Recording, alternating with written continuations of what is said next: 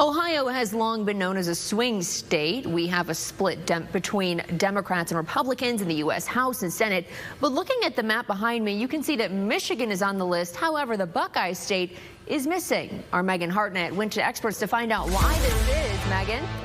Kaylee, for over 50 years, Ohio's electoral votes had gone to the winning presidential candidate, but that streak was broken in the 2020 election. This year, Ohio is expected to go red again. Both presidential candidates, former President Donald Trump and Vice President Kamala Harris, have been hitting the road, campaigning, putting money into political ads, but not so much in Ohio. There's very little reason for either presidential candidate to campaign in Ohio. We might see a few ads because they're really targeting Michigan voters just across the border. Michigan is one of the key states in this year's race, with both candidates making stops there. In previous elections, candidates would devote time to campaigning in Ohio. No president was able to win the office without running through Ohio.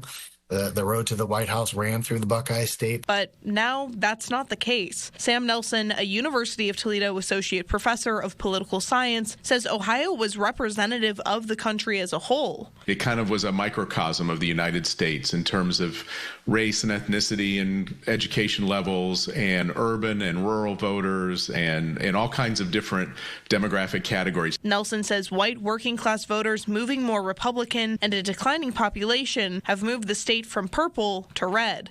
Robert Alexander, a BGSU political science professor, says public opinion polling that has been done shows former President Trump is expected to take Ohio's 17 electoral votes. All polls are snapshots in time.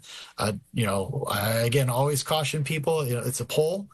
We're trying to get, what people are thinking about at a particular moment. At the end of the day, it's always determined by voters.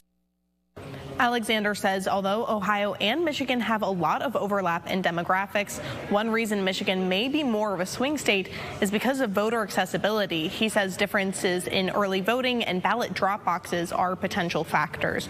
Reporting in studio, Megan Hartnett, WTOL 11.